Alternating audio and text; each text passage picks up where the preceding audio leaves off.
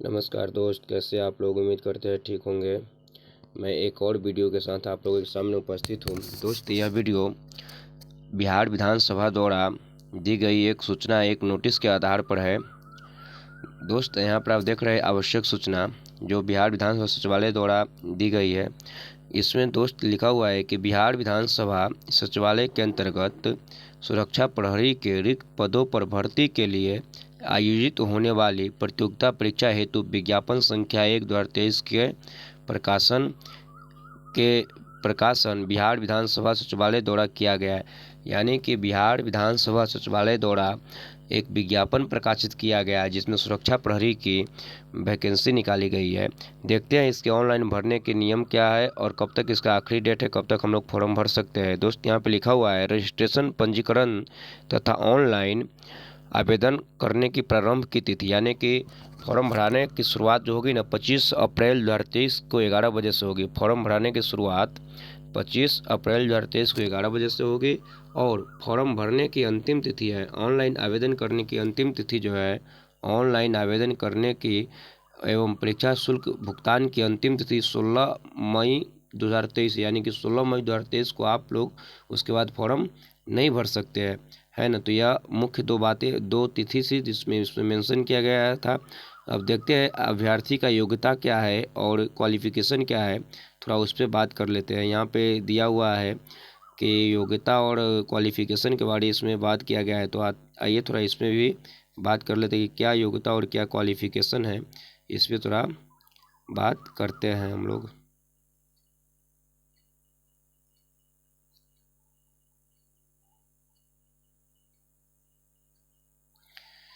दोस्त, यहाँ पर आप लोग देख रहे हैं, सबसे पहले इसमें वेतन की चर्चा की गई है। यह वेतन स्तर 3 का जॉब है। यह क्या है? वेतन स्तर 3 का जॉब है जिसमें आपको है ना 21,700 से लेकर के 69,100 रुपये तक का वेतन मिलेगा और उसमें कुछ नियमानुसार उसमें क्या है, भत्ते भी मिलेंगे, अलाउंस भी मिलेंगे। इसके अतिरिक्त इसमें जो है, हमने पहले ही आपको बताया है कि 25 अप्रैल से फॉर्म भरना स्टार्ट होगा और 16 मई तक फॉर्म भराएगा। तो ये दोनों बात की ये दोनों बात की क्या है कि इसमें मेंशन की गई है। और इसके अतिरिक्त अब देखते हैं वैकेंसी क्या है और किस प्रकार से किस कोटि में कितनी वैकेंसी है, उसके बारे में थोड़ा देख लेते हैं। तो दोस्त, यहाँ पर आप लोग देख रहे हैं, इस कॉलम में आप लोग देख रहे हैं जनरल कैटेगरी के, अनारक्षित कैटेगरी के कुल वैकेंसी 29 है, जिसमें 10 महिलाएं के लिए क्या है, रिजर्व है। 10 महिलाएं के लिए रिजर्व है। EWS के, यानी कि आर्थिक रूप से कमजोर वर्ग के लिए 7 वैकेंसी है, जिसमें 3 महिलाएं के लिए रिजर्व है। जिसमें 3 महिलाएं के लिए क्या है, रिजर्व है। अनुसूचित जाति के लिए देखते हैं दोस्त, अनुसूचित जाति के लिए कुल जो है ना 10 वैकेंसी है, जिसमें से 4 महिलाएं के लिए रिजर्व है। अनुसूचित जनजाति के लिए 1 वैकेंसी है, जिसमें से महिलाएं के लिए इसमें कोई वैकेंसी नहीं है। अत्यंत पिछड़ा वर्ग के लिए 12 वैकेंसी है, जिसमें से 5 महिलाएं के लिए। पिछड़ा वर्ग के लिए 9 वैकेंसी है, जिसमें से 3 महिलाएं के लिए है और पिछड़ा वर्ग के महिला के लिए एक अलग से वैकेंसी है। तो इस तरह से कुल पोस्ट की संख्या आप जो लोग देख रहे हैं यहाँ पे 69 है और महिलाओं के लिए भी 25 है, जिसमें हॉरिजॉन्टल आरक्षण के रूप में इसमें दिया गया है। अब बात कर लेते हैं शैक्षणिक योग्यता को। तो शैक्षणिक योग्यता के बात करते हैं दोस्त, इसमें क्या है, आपको जो है ना मान्यता प्राप्त संस्थान से इंटरमीडिएट पास होना चाहिए। किसी भी राज्य सरकार के या केंद्र सरकार के मान्यता प्राप्त संस्थान से या बोर्ड से आपको क्या है कि इंटरमीडिएट पास है, तो आप इसमें क्या कर सकते हैं कि आवेदन कर सकते हैं। इसके बाद अब देख लेते हैं, थोड़ा आरक्षण की बात यहाँ पर चर्चा की गई है, तो हम लोग सीधे देखते हैं कि उसके बाद परीक्षा की तिथि से संबंधित और क्या चीज़ दी गई। यहाँ पे आयु की बात की गई है, तो इसको थोड़ा देख लेते हैं। अधिकतम आयु और न्यूनतम आयु क्या है। सामान्य अनारक्षित पुरुष एवं महिला वर्ग के लिए 25 वर्ष है, यानी कि अधिकतम आयु 25 वर्ष है सामान्य वर्ग जनरल कैटेगरी के पुरुष एवं महिला के लिए। पिछड़ा वर्ग के महिला एवं पुरुष के लिए EWS और जो BC के लिए है उसकी जो है ना अधिकतम आयु 27 वर्ष है, उसकी अधिकतम आयु 27 वर्ष है। पिछड़ा वर्ग एवं अत्यंत पिछड़ा वर्ग के लिए जो है ना महिलाओं के लिए आयु जो है ना 28 वर्ष है। अनुसूचित जाति एवं जनजाति के पुरुष और महिला दोनों के लिए आयु जो है ना 30 वर्ष है। तो इस तरह से दोस्त आयु में भी छूट दी गई है। और इसके बाद अब देखते हैं कि इसमें शारीरिक मानदंड की बात की गई। तो क्या है शारीरिक मानदंड, उसके बारे में देख लेते हैं। पुरुष की ऊंचाई जो है ना 167.5 सेंटीमीटर होनी चाहिए, और उसकी छाती जो है ना, सीना जो है ना 76.5 से 81 सेंटीमीटर होनी चाहिए। इसी तरह स्त्री की जो है ना, स्त्री की ऊंचाई जो है ना 154.6 सेंटीमीटर होनी चाहिए, है ना। और आँख की जो है ना, यहाँ पे बात की गई दृष्टि विजन की बात की गई 6/12 होनी चाहिए। दृष्टि विजन कितनी होनी चाहिए? 6/12 होनी चाहिए। दोस्त यहाँ पे परीक्षा पद्धति की बात की गई है, परीक्षा किस प्रकार का होगा, तो यहाँ पे स्पष्ट लिखा है सुरक्षा प्रहरी के लिए, सेक्रेटरी गार्ड के लिए सर्वप्रथम एक प्रारंभिक परीक्षा होगा, बहुविकल्पीय, ऑफलाइन होगा, OMR सीट पर होगा। दोस्त इसके लिए आपको एक OMR बेसिस परीक्षा होगा जो ऑफलाइन परीक्षा होगी, है ना। और उसके बाद उसमें जो पास करेगा उसको जो है ना शारीरिक दांत परीक्षा यानी कि फिजिकल इफिशियंसी टेस्ट PET के लिए बुलाया जाएगा, शारीरिक जांच परीक्षा के लिए बुलाया जाएगा। प्रारंभिक परीक्षा 2 घंटे की होगी। प्रारंभिक परीक्षा दोस्त कितने घंटे की होगी? 2 घंटे की होगी, जिसमें 100 प्रश्न पूछे जाएंगे। प्रारंभिक परीक्षा में आपको कितने प्रश्न पूछे जाएंगे? 100 प्रश्न पूछे जाएंगे, जो कुल जो है ना 100 अंकों का होगा। 100 प्रश्न होंगे और 100 अंकों का होगा। प्रत्येक प्रश्न 1 अंक का होगा। इसमें सिलेबस की भी चर्चा की गई है। परीक्षा का विषय इस प्रकार होंगे।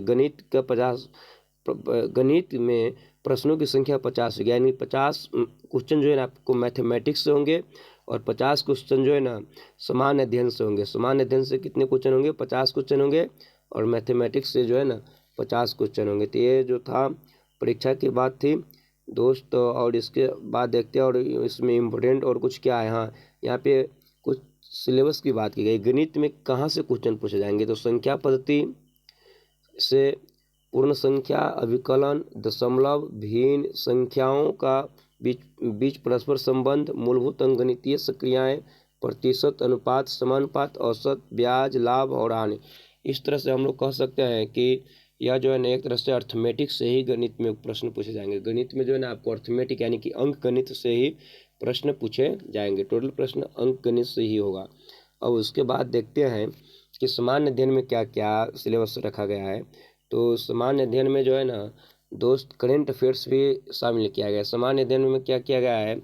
इसमें बिहार राज्य और भारत से संबंधित यथासंभव प्रश्न पूछे जाएंगे। पहला आपको महत्वपूर्ण राष्ट्रीय, अंतर्राष्ट्रीय, समसामयिक घटनाओं, वैज्ञानिक प्रगति, राष्ट्रीय, अंतर्राष्ट्रीय पुरस्कार, खेल खिलाड़ी, यानी कि करेंट अफेयर्स होंगे। करेंट अफेयर्स के बाद बिहार और भारत के इतिहास, भूगोल, संस्कृति, आर्थिक परिदृश्य, कृषि, प्राकृतिक संसाधन, भारत के संविधान, राजनीतिक प्रणाली, पंचायती राज, सामुदायिक विकास, पंचवर्षीय योजना, भारत के स्वतंत्रता आंदोलन एवं आंदोलन बिहार के भी।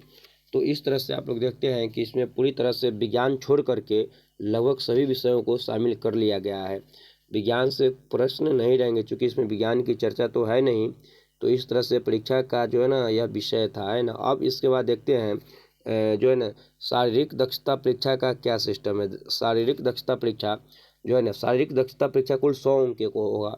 दोस्त आपको दक्षता परीक्षा भी जो है ना 100 अंक का होगा, जो इस प्रकार होगा। सामान्य कोटि के पुरुष के लिए 1 मील दौड़ना है, यानी कि 1600 मीटर दौड़ना है अधिकतम 6 मिनट में। 1600 मीटर दौड़ना है अधिकतम 6 मिनट में। अगर दोस्त आप 5 मिनट में दौड़ लेते हैं तो आपको 100 अंक मिलेगा। अगर 5 मिनट से 5-20 मिनट के बीच में दौड़ते हैं तो 80 अंक मिलेगा। 5-20 मिनट से अधिक और 5-40 मिनट के बीच में दौड़ते हैं तो 60 अंक मिलेगा। और 5-40 से 6 मिनट के बीच में दौड़ते हैं तो आपको 40 अंक मिलेगा। और 6 मिनट से अधिक लगाते हैं तो आपको असफल घोषित कर दिया जाएगा। 6 मिनट से अधिक लगाने वाले अभ्यर्थियों को क्या किया जाएगा? असफल घोषित किया जाएगा। इसी तरह सभी कोटि के महिलाओं को भी क्या करना है कि जो है ना 1 किलोमीटर दौड़ना है अधिकतम 6 मिनट में। अगर कोई महिला 5 मिनट में दौड़ जाती है तो उसको कुल 100 अंक मिलेगा। 5 मिनट से अधिक एवं 5-20 तक के में दौड़ जाती है तो उसको 80 अंक मिलेगा। अगर 5-20 सेकंड से लेकर 5-40 सेकंड के बीच में दौड़ जाती है तो उसे 60 अंक मिलेगा। और 5-40 से 6 मिनट के बीच में दौड़ती है तो उसको अधिकतम 40 अंक मिलेगा। तो इस तरह से यह जो था ना अंकों का क्या था? विवरण था। अब बात कर लेते हैं परीक्षा शुल्क के। तो परीक्षा शुल्क किस प्रकार से है उसको थोड़ा देख लेते हैं। देखिए दोस्त, यहाँ पर लिखा हुआ है कि बिहार राज्य के मूल निवासी, अत्यंत पिछड़ा वर्ग, आर्थिक रूप से कमजोर वर्ग, अनारक्षित वर्ग, पुरुष अभ्यर्थियों एवं राज्य से बाहर के अभ्यर्थियों, चाहे किसी भी कोटि को, वर्ग, महिला, पुरुष हो, ऑनलाइन के रूप में 6 से 75 रुपया का जो है ना आपको भुगतान करना पड़ेगा। बिहार राज्य के किसी भी कैटेगरी के, किसी भी वर्ग के पुरुष को जो है ना 6 से 75 रुपया भुगतान करना होगा। साथ ही किसी दूसरे राज्य के पुरुष या महिलाएं किसी भी कैटेगरी के होंगे तो उनको भी 6 से 75 रुपया का जो है ना भुगतान करना होगा। यानी कि बिहार से बाहर के लोगों को 6 से 75 रुपया का भुगतान करना होगा। और बिहार राज्य के मूल निवासी जैसे अनुसूचित जाति, अनुसूचित जनजाति और सभी वर्ग के कोटि के महिलाओं के लिए जो है ना परीक्षा शुल्क 180 रुपया है। यानी कि इन लोगों को परीक्षा शुल्क में कुछ छूट दी गई है। तो इस तरह से इसमें परीक्षा शुल्क की बात की गई थी। फॉर्म कब से भराया जाएगा और कब तक भराया जाएगा, इसकी चर्चा मैंने ऊपर कर ही दिए हैं। तो इस तरह से दोस्त यह बिहार विधानसभा में जो है ना 69 सीट के लिए जो है ना वैकेंसी निकाली गई थी, उसका जो है हमने शॉर्ट एक वीडियो बनाया है। वीडियो कैसा लगा है आप ज़रूर बताइएगा, सब्सक्राइब कीजिएगा।